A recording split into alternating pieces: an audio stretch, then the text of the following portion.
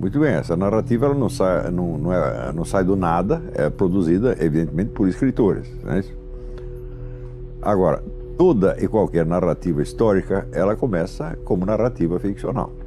Se você pegar a tribo mais primitiva de índios que você possa encontrar, você vai ver que ali você não tem física matemática, você não tem astronáutica, você não tem computadores, mas você tem poesia épica. O que é a poesia épica? A narrativa das origens míticas da tribo.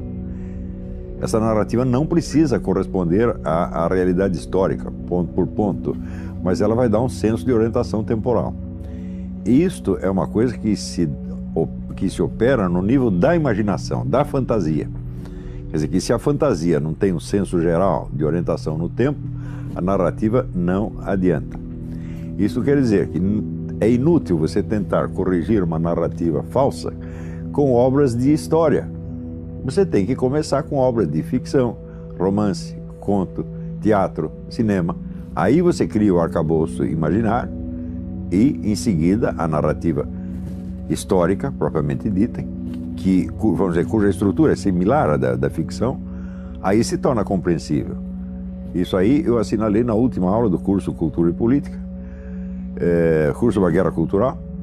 Em 1964, quando o João Goulart foi derrubado, o pessoal da esquerda ficou todo desorientado. Qual foi a primeira reação intelectual deles? Obras de ficção. Uma série de romances, alguns muito bons, como o Quarupi, do Antônio Calado, Pessacha, a Travessia, do Carlos Heitor Coni, né? A Hora do Rinoceronte, do José J. Veiga. E isto criou o imaginário esquerdista. Dentro desse imaginário, eles começaram, então, a produzir obras históricas, de narrativa histórica, que refletiam esta mesma visão. Claro que tudo isso foi uma distorção imensa, porque esse pessoal tinha o que eu chamo de uma visão umbigocêntrica. Eles achavam, eles sentiam, não é que eles achavam conscientemente, nunca elaboraram esta questão. Quase que instintivamente eles acreditavam que eles, o grupo da esquerda, era o Brasil. Então a narrativa do destino daquelas pessoas, que eram 10 mil, 20 mil, foi vendida como se fosse a história do Brasil inteiro. O fato é que, por exemplo, naquela época, a época foi muito perigosa para o pessoal da esquerda, sobretudo os que estavam metidos na luta armada. Mas para o restante da nação foi uma época de segurança e de tranquilidade extraordinária. Eles nunca perceberam isso. E se você fala de um crescimento econômico, prosperidade, você tinha segurança de tudo. E eu me lembro o seguinte, quando eu era jovem, a gente saía de São Paulo, moleque, para ir nos bailinhos, sabe onde? Na favela do Rio, né? E depois dormia, sabe onde? Na praia. Não acontecia coisíssima nenhuma, era outro Brasil. Era um Brasil hoje quase mítico, né? Um negócio paradisíaco, né? Isso existia na realidade. Quando acontecia um crime, o crime era um assassinato, o negócio era um escândalo nacional. Isso é o caso da Aida Cury, a menina que, né, foi morta lá por um grupo de playboys e tal. Tudo isso era escândalo nacional. Agora, hoje em dia, o crime virou banalidade. Então, vamos dizer, a vivência que se transmite na literatura produzida pelos intelectuais de esquerda naqueles anos é a vivência do seu grupo. Tá entendendo? Quer dizer, é um negócio paroquial, na verdade. E isto foi sendo repetido e ampliado em livros de história e acabou se consagrando como se fosse a narrativa concreta, real. Quando não é. Né? É uma narrativa, vamos dizer, limitada ao imaginário muito estreito. Não há uma fonte alternativa a essa narrativa? Não há nenhuma. E aconteceu o seguinte, quer dizer, esse florescimento de romances e contos e peças de teatro produzido pelo pessoal da esquerda foi, como é que se diz, foi o canto de cisne da intelectualidade esquerdista. Que quando chegou por volta da década de 80, 90, tinha secado completamente a imaginação deles. Então, a direita não tinha nada e a esquerda acabou, intelectualmente. Então, morreu tudo. Né? Bom, então, em primeiro lugar, você precisa ver que tudo o que se passou no país nos últimos 40 anos não foi documentado nem no romance, nem no conto, nem no teatro, nem no cinema. Né? Existe uma única cena verdadeira, né? Se você pegar todas as artes narrativas, a única cena verdadeira que reflete mesmo o que está acontecendo é algumas do filme Tropa de Elite. Não Tropa de Elite 2, que já volta aos estereótipos, aquela autobeatificação, né, da esquerda, com finalidade propagandística, né? Eu vi algumas cenas reais também no filme, não é Cidade de Deus, Central do Brasil. Central do Brasil, exatamente, Central do Brasil. Aquela cena em que o menino foge, a mulher leva o menino de volta para o interior, ele está fugindo dos bandidos e tal, e no interior ele encontra aquelas velhinhas rezando, a igreja, então, quer dizer, o Brasil antigo. Então, eu digo, mas isso é um filme, no fundo ele é conservador, porque ele está falando, vamos dizer, lembrou a Cidade e as Serras do Essa de Queiroz, né? Onde a cidade é o centro da corrupção e o campo é onde se conservam as virtudes humanas, que é uma verdade da vida, né? E você vê que a ideologia do artista às vezes não é tão poderosa quanto a imaginação dele. Os dois diretores desses dois filmes, eles foram ideologicamente traídos pela imaginação genuína que eles tinham. Como se fosse a essência, na verdade. Isso é claro, vamos dizer, a inspiração do artista se sobrepôs à sua própria ideologia. É uma coisa que acontece frequentemente, né? Então é por isso que é difícil você, a não ser que a obra sacrifique a sua consistência artística em favor da ideologia, que no caso ela fica uma obra de segunda ou terceira ordem, em geral é difícil você classificar ideologicamente as obras de ficção, porque elas podem ser interpretadas de um jeito ou do outro, né?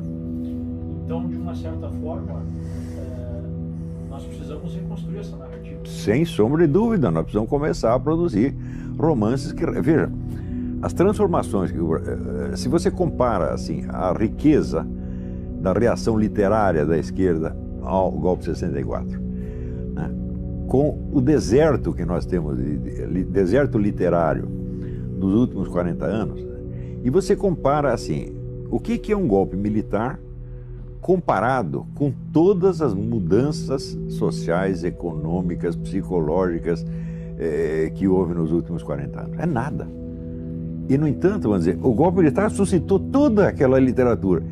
E tudo isso que está acontecendo, vamos dizer, desmantelamento das famílias, o crescimento do comércio de drogas, a destruição da educação, nada disso se reflete na literatura, como se não tivesse acontecido. Então, quer dizer, a imaginação nacional, ela secou, ela está paralisada, ela não reage mais aos acontecimentos. Eu não sei quem foi que disse que os artistas são as antenas da sociedade, eles que têm que captar, mas eles não estão captando nada. Por quê? O pessoal da esquerda não pode refletir o que tem acontecido nos últimos 40 anos, sabe por quê?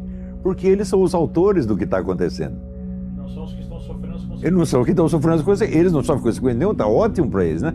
Ficaram ricos, né? E tem o poder, tem a hegemonia, tem tudo, e eles são os autores do crime, entendeu? Então eles não vão contar o seu próprio crime, né? A reação seria, poxa, eu roubei e o Sérgio Moro me prendeu. Pois é, exatamente, você não vai contar essa história, né?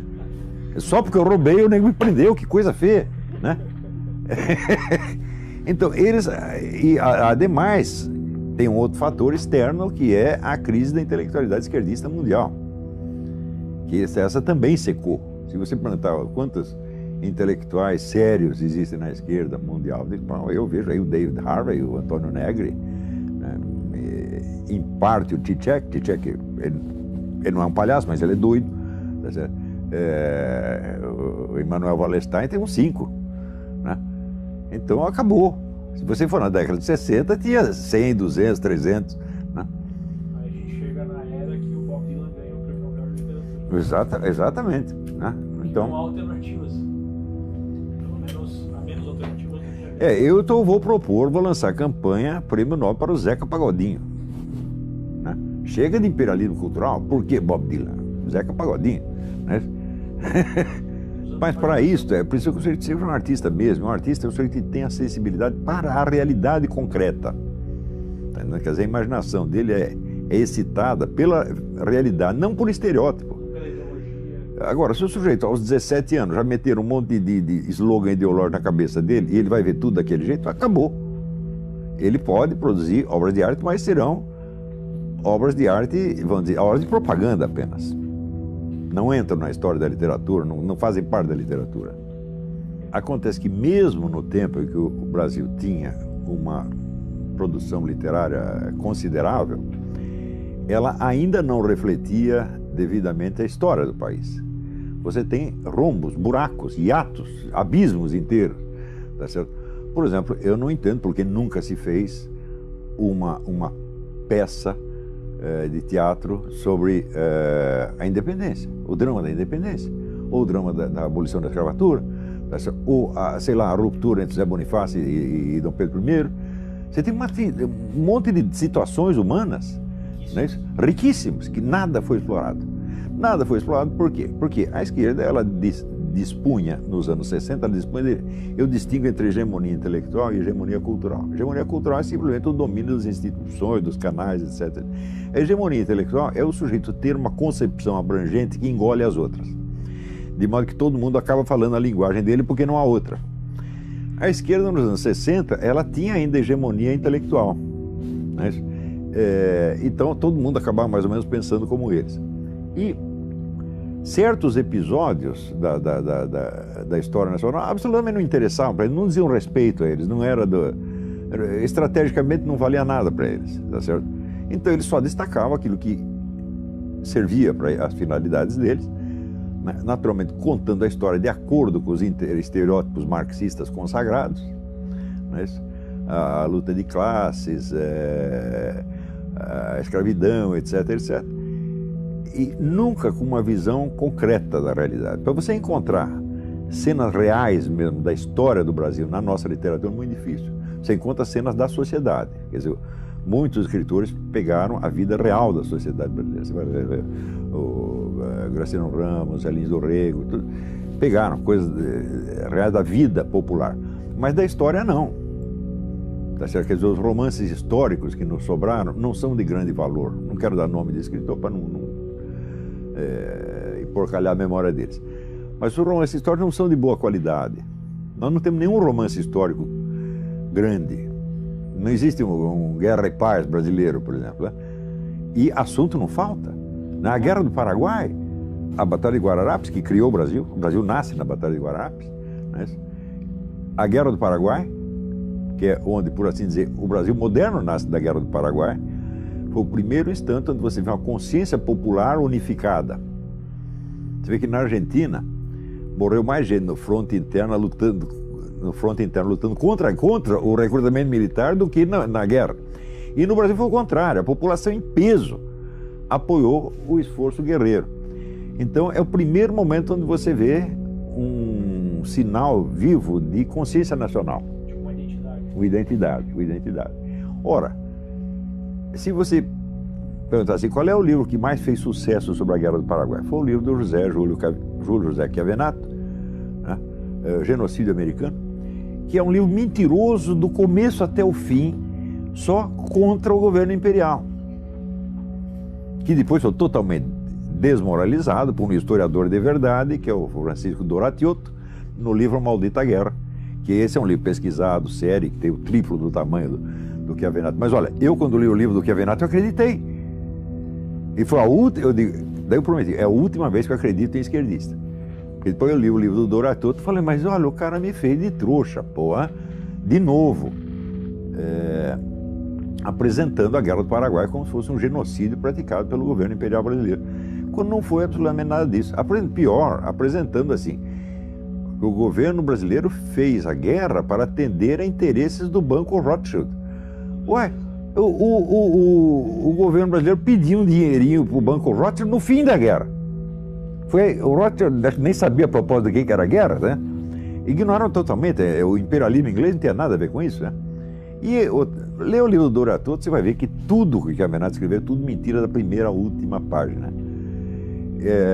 Então, esse episódio foi central na formação da nacionalidade. O único livro de grande sucesso a respeito é o livro que cospe em cima, né? Mesmo que ele tenha sido negado, a versão que é aceita ainda, na maior parte dos casos, é a versão que está errada.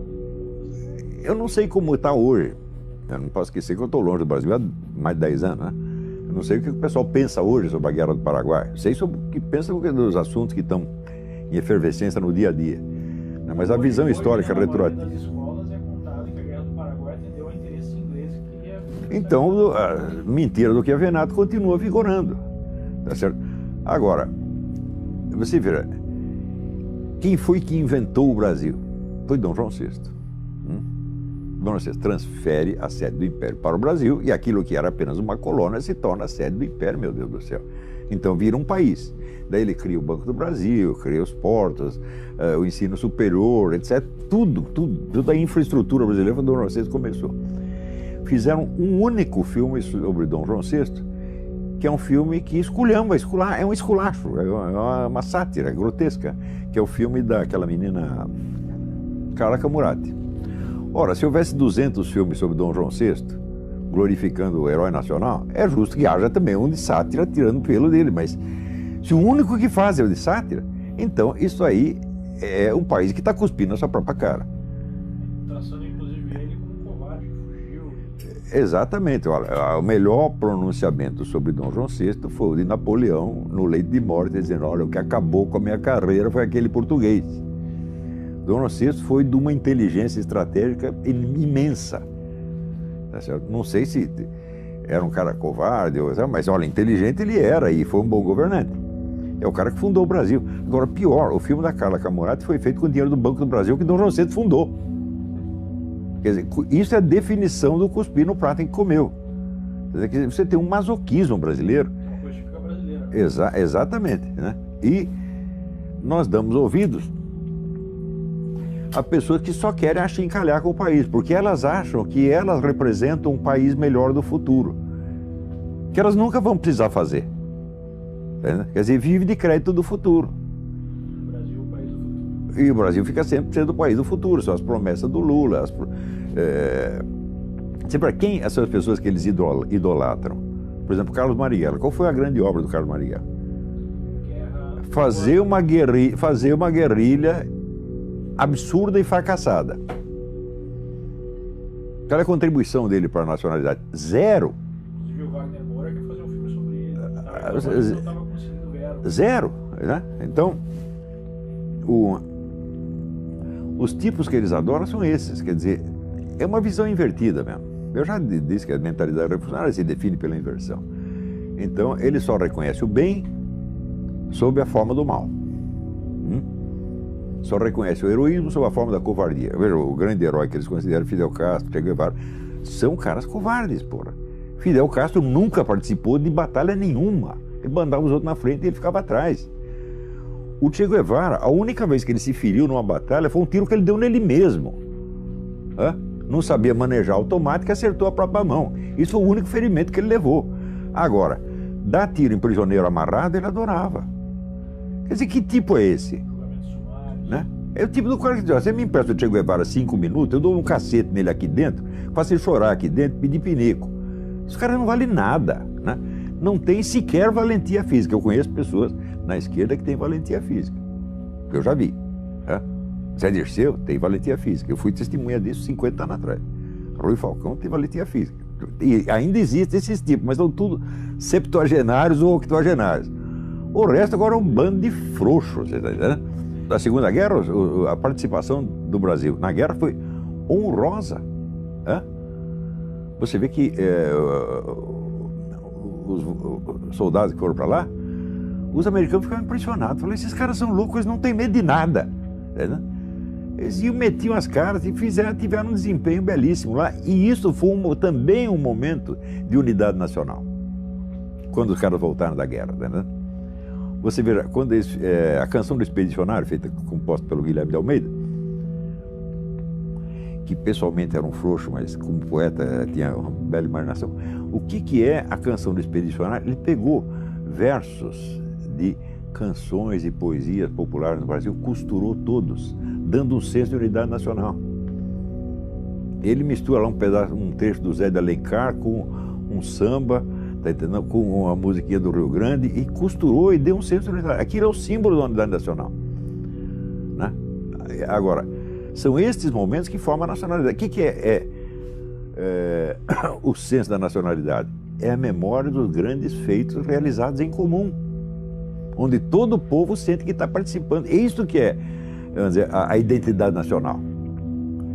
Agora, o nacionalismo brasileiro é assim, sempre foi o nacionalismo, primeiro, geográfico. e não histórico. Hegel já dizia, a América Latina não tem história, só tem geografia. Então é um nacionalismo idiota, feito de orgulho do território, como se nós tivéssemos feito o território. As nossas matas, o ouro, os minerais, o petróleo é nosso, a Amazônia é nossa. Quer dizer, é um negócio geográfico. Em segundo lugar, é um nacionalismo ressentido, que não é um nacionalismo, é um anti-americanismo apenas. Então, nós não temos, pelo menos no século XX, não temos uma verdadeira cultura nacionalista que teria que ser feita em torno dos valores nacionais efetivos, condensados nesses momentos em que o povo fez o seu próprio destino. Ó, essas marchas de março de 2015 são um momento épico. Foi perdido, claro, foi abortado, mas o que aconteceu, aconteceu. Né? Então, estes momentos marcam o senso da nacionalidade.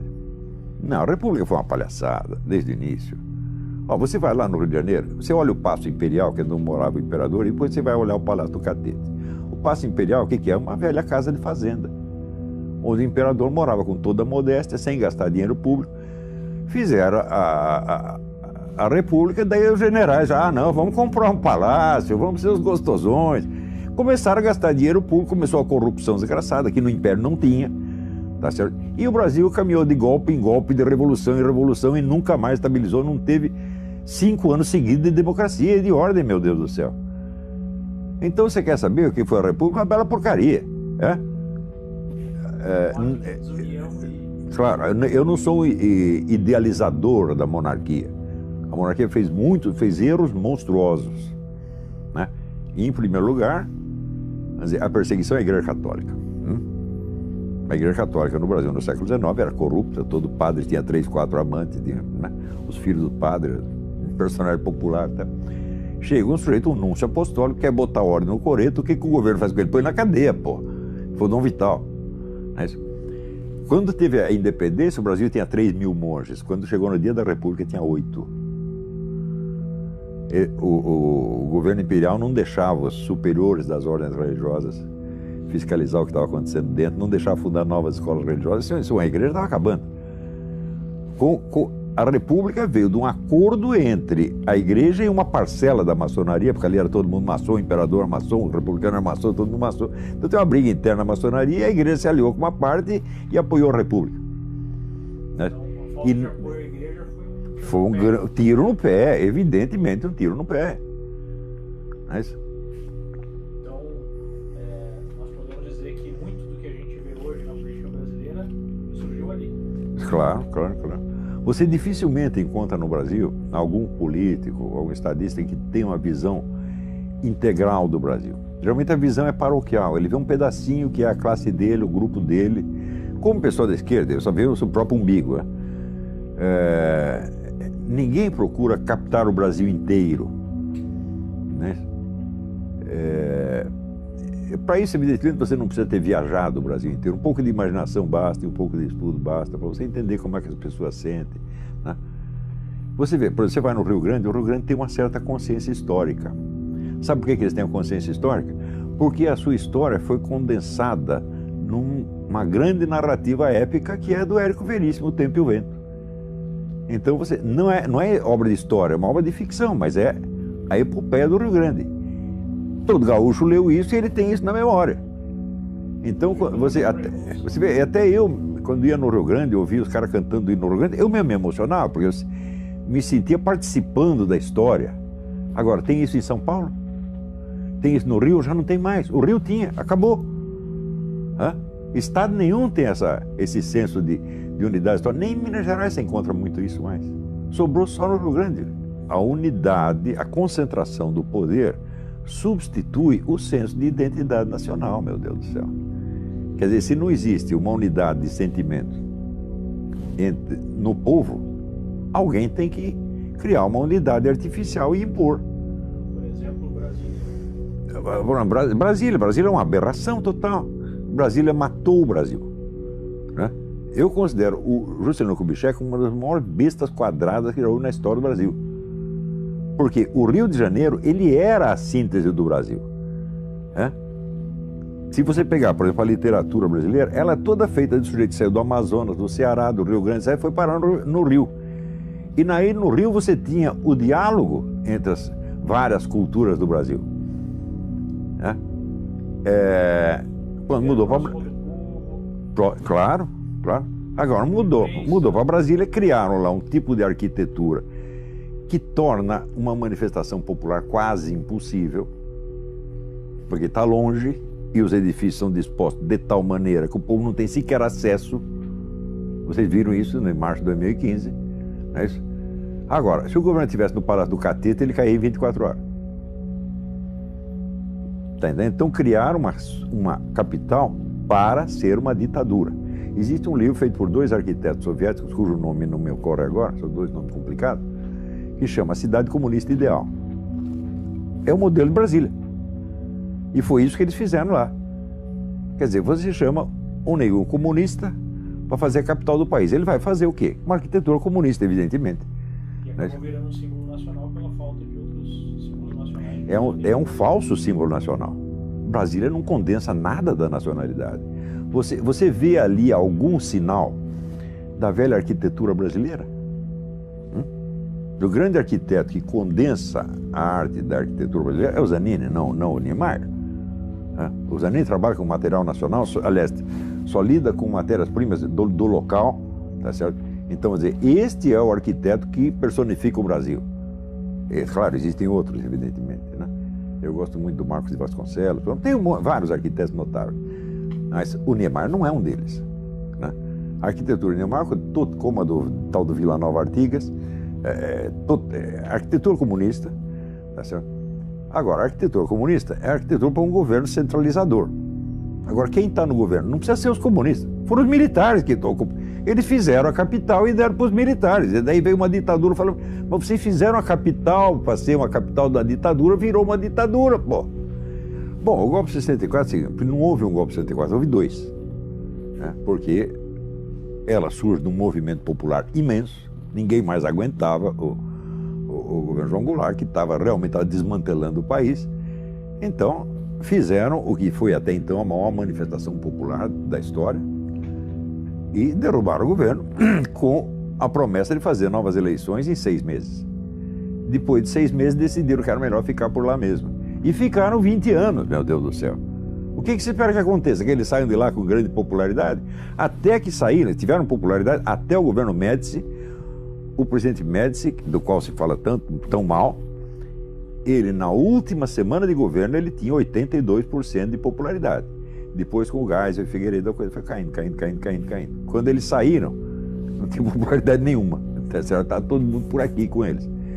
E olha, tem um ditado que diz que o hóspede não deve ficar na casa mais de 3 dias, porque no 4º dia já começa a encher a paciência. Os militares cometeram esse grande erro, disseram, nós vamos ali resolver o problema e vamos para casa. Ficaram lá 20 anos, meu Deus do céu. Por quê? Se tivesse eleição, quem ganharia a eleição? Carlos Lacerda. E daí surgiu Silmeira, o Castelo Branco teve ciúmes do Carlos Lacerda, que era um homem brilhante, um orador extraordinário, tá certo? E um homem de uma valentia física, que acho que nem o Milico tinha 1/10 daquilo. Ficaram enciumados com o homem e decidiram acabar com a carreira dele. E pior, usaram como instrumento para acabar com a carreira dele o Roberto Campos. Olha que coisa lamentável, que erro, que coisa lamentável, né? Mas então o senhor diria que o movimento que levou o golpe de 64 era legítimo, 100% legítimo. Aquilo poderia ter marcado a nossa história para sempre. Bastava que eles cumprissem o que prometeram ao povo. Então houve uma traição, evidentemente, né? E daí a coisa foi complicando. E pior, ao longo de todo esse tempo, eles foram bons na economia, em certos aspectos técnicos. Por quê? Porque eles tinham pessoas qualificadas, eles tiveram excelentes ministros da economia. Mário Henrique Simons, o Delfim Neto, o João Paulo Reis Veloso. Esse pessoal eles tinham os melhores economistas. E aí eles fizeram alguma coisa, tanto que o Brasil passou de ser a 40ª economia para ser a 8ª e depois a 7ª. Então um negócio extraordinário. Muita gente enriqueceu na época, você via o dinheiro aparecendo como se fosse do nada, né? Então nisso aí eles foram bons, mas politicamente e historicamente eles não entenderam nada do que aconteceu. Você veja, em 64 o pessoal comunista que tinha caído do cavalo, decidiram, falaram, peraí, algum erro nós cometemos, agora nós temos que estudar um negócio para ver o que é. E começaram a ler o tal do Antônio Gramsci. E aos poucos foram mudando a estratégia e adotando, né, as vias estratégicas que acabaram levando os comunistas, primeiro, a ter hegemonia cultural, né? Não intelectual já não tem mais, mas hegemonia cultural ainda tem. E, por fim, a conquistar o governo. Ao longo de um processo que durou 40, 50 anos, os militares não entenderam, não perceberam que isso estava acontecendo. Se concentraram nas guerrilhas. Se você perguntar para mim, depois que os milicos subiram lá, ficaram 20 anos e tiveram mais poder do que qualquer governo anterior, quantos filminhos anticomunistas eles fizeram? Nenhum. Hã? Então, olha, você subiu ao governo, quantos comunistas você precisa demitir, quantos você precisa prender? Você não precisa prender nenhum. É só você fazer propaganda e mostrar o que eles fizeram no mundo, ensinar isso às crianças desde pequeno, comunista é isso, pá. Pronto. Daí aconteceria com os comunistas o que acontece com o pessoal do PT, não pode entrar num restaurante que todo mundo cospe na cara deles, que é o destino certo dos comunistas, né? Então, ó, vocês fizeram tudo, vocês são grandes criminosos, nós não respeitamos você, nós não gostamos de você, sai daqui, vai embora, vagabundo. Né? Isso é a punição certa, que é a punição cultural. Que é mais efetiva. Muito mais efetiva. Agora, quantas pessoas no governo leram Antônio Gramsci naquele período? Ninguém. Hã? Eu aqui fui com o livro Nova Era da Revolução Cultural de 1993, eu aqui fui avisar a milicada de que existia isto. Quanto tempo levou para os milicos acordarem? 8 anos. 8 anos depois, um general escreveu um artigo num jornal militar, dizendo, e é mesmo, tem um negócio do Antônio Gramsci. Daí veio o general Sérgio Coutinho, que começou a estudar o assunto em profundidade e escreveu 2 excelentes livros a respeito. Ou seja, eu já cheguei atrasado no campo, né? E para me dar ouvidos, eles deram ouvido com mais atraso ainda. Então, quer dizer, o governo militar não entendia nada do que estava se passando. O que os comunistas estavam fazendo, eles estavam perseguindo os comunistas lá no meio do mato e os comunistas tomando as escolas. Você vê 2 sinais de estupidez do governo militar. Primeiro, criou a sindicalização obrigatória dos jornalistas. Quem fez a campanha sindical? O Partido Comunista. Como é que eu sei? Eu estava lá e eu ajudei. Né? Então o partido sindicalizou todo mundo e já fichou todo mundo. Então, ao fim da campanha de sindicalização, o partido tinha, quer dizer, o cadastro total dos jornalistas do país, sabendo quais poderiam ser colaboradores, quais não, etc, etc. Nos anos seguintes, em todos os sindicatos de jornalistas do país, quem mandava? O Partido Comunista. Frequentemente apresentando 2 chapas. Temos eleição, campanha eleitoral, e as 2 chapas eram comunistas. Como é que eu sei? Eu estava lá, meu Deus do céu, eu vi, eu participei disto. Testemunha primária, tinha a chapa chefiada pelo Audálio Dantas, né, que falava lá, não, nós temos que tirar esses pelegos, botar um pessoal melhor, etc, etc, etc. Depois eu vi a reunião da chapa nossa com os pelegos, tudo amiguinho comunista. Eu vi isso aí com esses 2 lá. Né? Então, e o segundo erro, a tal da educação moral e cívica. Porque eles não queriam fazer um negócio anticomunista, então eles falaram, não vamos falar contra ninguém, nós vamos fazer uma propaganda positiva, o patriotismo. Né? Então lançaram a educação moral e cívica, tornando obrigatória em todas as escolas. Quem ocupou as cátedras de educação moral e cívica? Os comunistas. Olha, está aqui uma, aqui. A Roxane foi professora disso também, ela era trotskista na época. E o pessoal disse, vamos lá, vamos ocupar as cátedras, os comunistas ocuparam tudo. Então, mas isso é coisa de jumento, evidentemente. Né? E o problema é o seguinte, eles dão muita importância à formação técnica, profissional, militar e técnica em outras áreas e desprezam a cultura histórica, literária, artística, etc, etc. Desprezam não, tem preguiça de adquiri-la. O que os torna vulneráveis ao prestígio de pseudo-artistas de TV. Essa é outra cena que eu vi também, aparecia lá, os milicos tudo falando grosso, contra as guerrilhas, daí aparecia uma atriz da Globo, os milicos tudo caíram de joelho, em adoração. Quer dizer, pô, que palhaçada, meu Deus do céu. Né? Mantém a guerra só na questão militar. Exatamente. Claro. E não iam participar da guerra cultural, porque não tinham cultura. Quem era o grande intelectual dos milicos? O general Golbery. Era uma besta quadrada, meu Deus do céu. O sujeito que escrevia num estilo mau gosto, monstruoso, tá certo? Com uma cultura histórica, literária muito deficiente. E que jamais... Olha, é assim, se você não tem cultura literária, você não tem cultura nenhuma. Você pode estudar, sei lá, astronáutica o resto da sua vida, você vai ser sempre uma besta quadrada. Você não entende a linguagem, meu Deus do céu. É distante da realidade. Está distante da realidade. A Nova República foi a glória do Partido Comunista, meu Deus do céu. Foi feita para isto. É? Quer dizer, os militares realmente decidiram ceder tudo. Eles não sabiam mais o que fazer. Nem dava para saber. Depois de você ficar no poder 20 anos, tendo um Congresso que está lá só para carimbar os seus decretos, ou seja, você matou a política. Segundo, eles mataram toda a liderança direitista. Acabaram com a direita ideológica. Por quê? Porque eles tinham a mentalidade tecnocrática. Ainda a herança do positivismo. Você aqui, Augusto Comte era contra a política.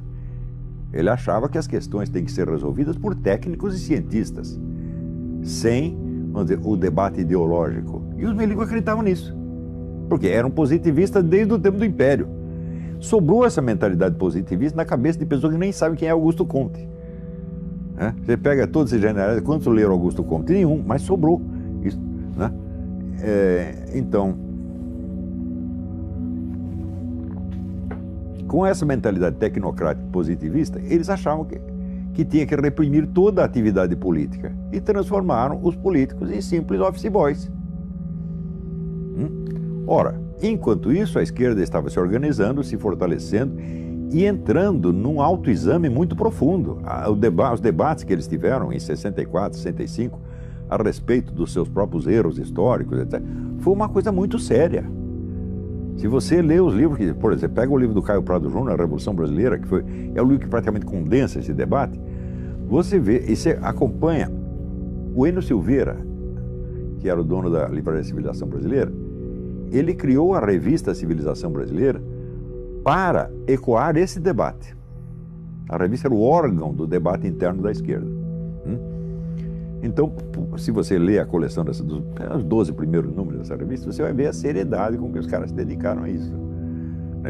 Então, a esquerda estava se organizando e se fortalecendo ideologicamente, culturalmente, estrategicamente, enquanto o governo, os gênios, os golberis, desmantelavam ideologicamente a direita. Se concentrando na tecnocracia. Se concentrando na tecnocracia.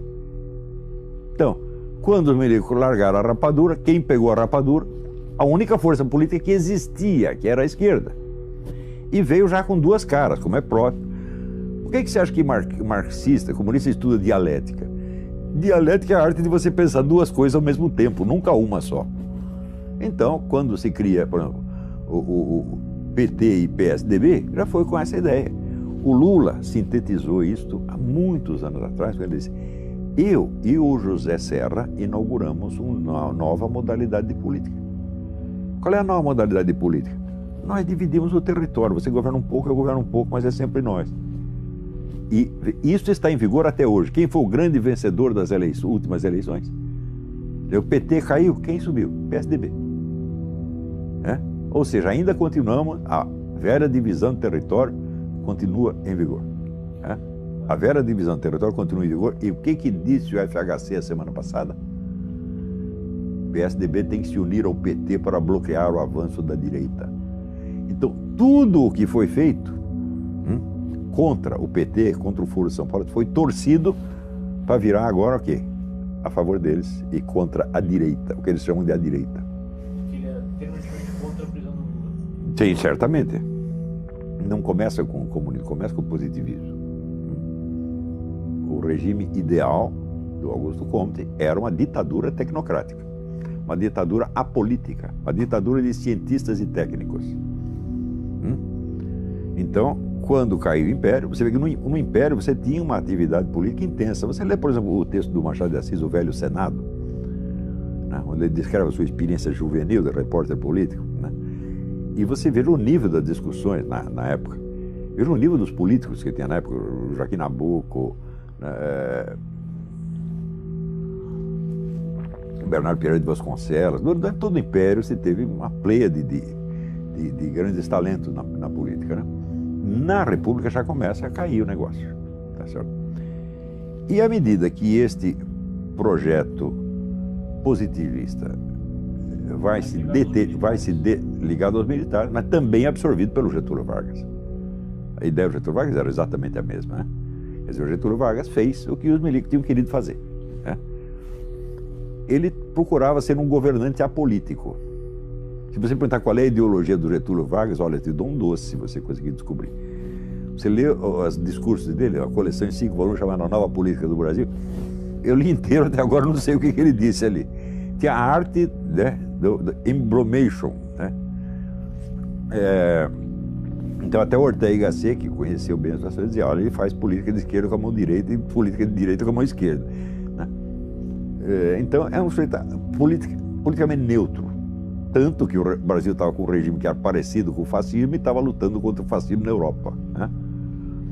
Então, até ali, o pessoal comunista não tinha tido um grande relevo, né? Eles cresceram ao mesmo tempo com o movimento integralista. Os dois baseados em modelos europeus. Não tinha nada a ver com a situação nacional, não respondiam à situação nacional, exceto de maneira estereotípica, né? Aquela cultura de papagaio e macaco, né? Verde e amarelo, dos fascistas, dos integralistas, né? E a cultura com o discurso idiota da luta de classes, também importada da Alemanha, né? Através da França. Então, até aí você só vê alienação. Pessoas que estavam prestando atenção no que acontecia mesmo eram muito poucas, né? Os comunistas começam a ter força a partir de 64. Ou seja, apesar de existir o Partido Comunista e ter uma prisão no Brasil, ela não era relevante. Não, o Partido Comunista não tem, ele era assim, elegia 2, 3, quando elegia 3 deputados, era uma glória, né? Então era uma força irrelevante. O Partido Comunista começa a ter importância na hora em que ele descobre a hegemonia cultural. Entendeu? O Antônio Gramsci descobriu o óbvio, quer dizer, quem domina o imaginário popular domina a mente popular, quem domina a mente popular domina a conduta política, que é assim, o efeito do efeito do efeito do efeito. Então eles se dedicaram seriamente a ocupar o quê? As universidades, o movimento editorial, a condensar no grupo deles todo o prestígio cultural existente e boicotar os adversários, isso faz parte da estratégia do Gramsci, não deixar o inimigo falar. Então, por volta dos anos 70, 80, eles já tinham a hegemonia cultural completa. Eles dominavam, por exemplo, toda a mídia. Isso é um negócio fantástico. Quem seguiu a estratégia, digamos assim, soviética, foi derrotado na luta armada. Não, a estratégia soviética era ao contrário, era pacifista. Era o partidão do Luiz Carlos Prestes. Mas não era... Na época, fizeram alarde como se fosse uma ruptura dentro. Não foi uma ruptura, estava tudo combinado. Vocês vão por aqui, eu vou por ali, lá para diante. Quem ganhou, ajuda o outro. Não é isso? A guerrilha se ferrou, então ela foi integrada na política do partidão a título de propaganda. São os mártires, etc, etc. Mas nunca teve uma esperança de ganhar essa Não, guerrilha nenhuma tem esperança de ganhar. Guerrilha não é para ganhar. A guerrilha é sempre um instrumento auxiliar da política. Ela é para obter objetivos políticos. Por isso que esse famoso acordo de paz aí da Colômbia é uma farsa. Porque o acordo está dando para eles tudo o que eles queriam e que, pela via armada, jamais conseguiriam. É vitória definitiva. É vitória definitiva. Tá certo? Então, tá na cara que o Santos se vendeu, né? Então, as guerrilhas foram feitas para fracassar e facilitar. Elas foram boi de piranha. E o governo vai em cima das guerrilhas e deixa o pessoal, enquanto isso, ocupar a universidade, ocupar movimento editorial, ocupar órgãos de cultura e tudo. Você vê, durante o regime militar, a esquerda dominava a mídia brasileira 100%. Você não tinha um único diretor de jornal que fosse direitista. Nenhum.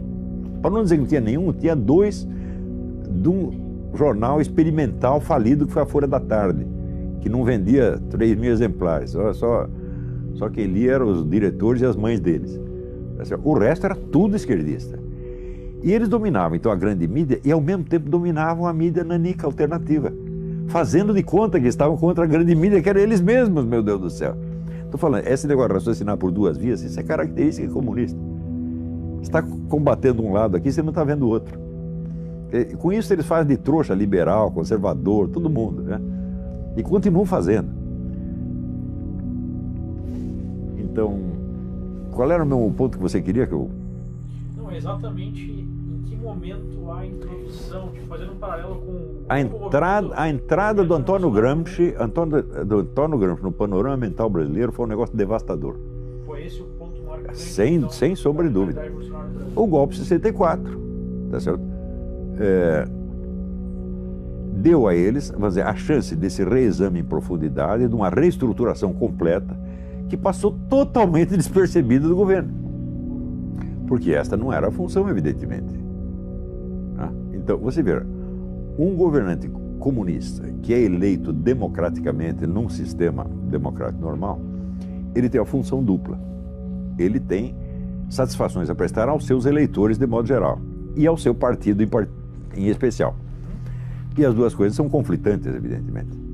Tá certo? Então, no caso do Lula, ele não foi eleito para implantar o socialismo. Todo mundo disse isso. Você pega os documentos internos do partido, ninguém disse para o Lula transformar o Brasil num país socialista. É absolutamente impossível. Tá certo? Então, qual era a função dele? Primeiro, fortalecer o partido, a esquerda, acumular poder. Através do quê? Do roubo. Isto, muito antes do PT chegar ao poder, eu dizia o seguinte: você quer ver o que é corrupção? Põe o PT no poder. Porque a obrigação número 1 dele vai ser roubar para fortalecer o partido. E ele vai cumprir essa obrigação. Então, não foi um desvio das metas do PT, foi o cumprimento exato do programa. E segundo, fortalecer a esquerda latino-americana através do Foro de São Paulo. Ele cumpriu as duas missões brilhantemente. Ninguém reclamou, só reclamaram quando começou a doer no bolso, mas aí já era tarde, já tinham roubado tudo. Qual é a origem dos dois? O Chávez é um oficial das Forças Armadas. Ele tinha apoio militar. O Lula não tinha. Os milicos não estavam contra ele, mas também não estavam a favor, não iam dar um tiro para defender o Lula. Você acha que o milicado ia sair fuzilando o povo na rua só para defender a glória do Lula? Não ia fazer isso. Então, a organização que ele tinha era uma organização de tipo eminentemente cultural, tá certo? E civil, ONGs, etc, etc. Né? E isso era tudo que ele tinha. Então, meios de tomar o poder, de se impor pela violência, ele nunca teve. E o programa não era este.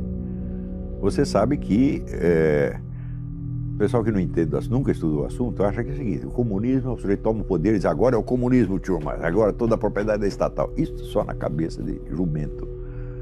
Karl Marx dizia que a propriedade tem de ser estatizada progressivamente, lentamente, através da taxação progressiva. Aumentar imposto, aumentar imposto, aumentar imposto, e isso vai estrangulando os caras e transformando os empresários cada vez mais em escravos do governo. Que é um processo que o nazismo fez igual, colocar o empresariado de joelhos. Só que o nazismo queria parar aí. Vamos dizer, o nazismo se contentava com o socialismo. E os comunistas não, tem que prosseguir até acabar o último. Nós temos que tomar tudo, depenar os caras até o fim. Daí fica tudo nosso. Ou seja, o socialismo ainda admite uma divisão, um acordo entre poder político e poder econômico. No comunismo, o poder econômico é totalmente absorvido no poder político. Esta é a diferença. Então, quer dizer, o nazismo era socialista, mas não era comunista. Ou seja, ele não pretendia chegar a uma estatização completa. O comunismo diz que pretende chegar, mas não pretende chegar.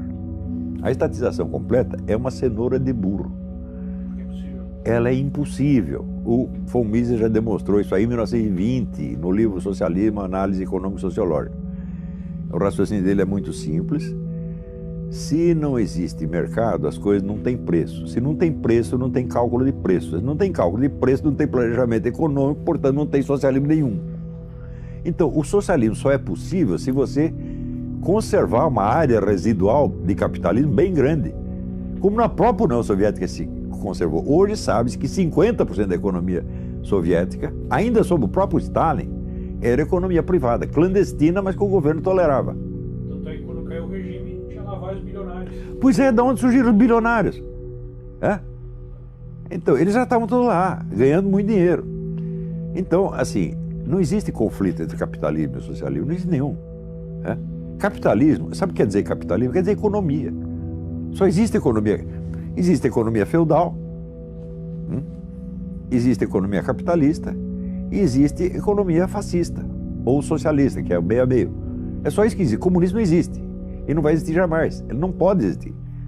Não só porque é materialmente impossível, mas porque se a Revolução Comunista alcança os seus objetivos, alcança o seu poder total e diz, agora estamos na plenitude do comunismo, então eles não têm mais esse futuro em nome do qual eles podem exercer a sua autoridade no presente. Eles não representam mais o futuro, eles representam apenas o governo presente, então eles viraram telhado de vidro. Então o que é? O comunismo é para ser empurrado com a barriga ad eternum. Tá certo? Tudo isso é um engodo monstruoso, né? E é uma coisa que você não precisava esperar a experiência de um século para saber que é assim. No próprio conceito do comunismo, o conceito abstrato do comunismo, tal como Karl Marx o define, você já vê essa contradição ali desde o início. Então, quando você tem um plano contraditório, então é o seguinte, você está dizendo que vai fazer uma coisa, mas você vai fazer outra. Você não vai fazer o que você está dizendo, você vai fazer um outro negócio. É impossível. É impossível. Se você promete impossível, você vai fazer algum possível. E provavelmente vai ser uma bela porcaria. Agora, você vê o seguinte, mentalidade revolucionária não é idêntica com o comunismo. Ela é muito anterior ao comunismo, né? E ela transcende o movimento comunista de uma maneira extraordinária. Isso é um ponto assim que você não perguntou, mas eu vou responder. Que é o seguinte, o que é a revolução? Uma revolução é uma proposta de uma reestruturação total da sociedade por meio da concentração de poder. Se falta um desses dois elementos, a reestruturação total da sociedade ou a concentração de poder, não é uma revolução, é um outro processo qualquer. Ora, a tentação revolucionária, quer dizer, a tentação de remodelar a sociedade por meio da concentração do poder, não é exclusiva dos comunistas. Existe um forte elemento disso dentro do próprio capitalismo. Quer dizer, cada mega capitalista é um revolucionário nesse sentido. E usando meios que normalmente não são considerados políticos, por exemplo, a tecnologia.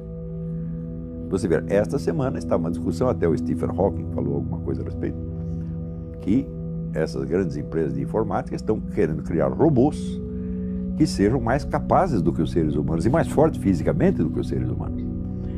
Então daí surge o negócio mitológico, os robôs dominam os seres humanos. Isto é um topos, é um lugar comum que apareceu até na revista Mickey, né?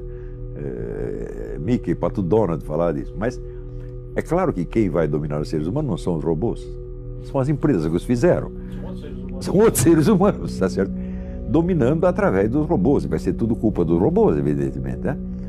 Então o que é isso? É uma concentração de poder, tá certo? Para remodelar a sociedade totalmente. Outra coisa. As empresas de automóveis estão anunciando que por volta de 2025 não haverá mais carros dirigidos por seres humanos. Todos os carros serão inteligentes. O que significa isto?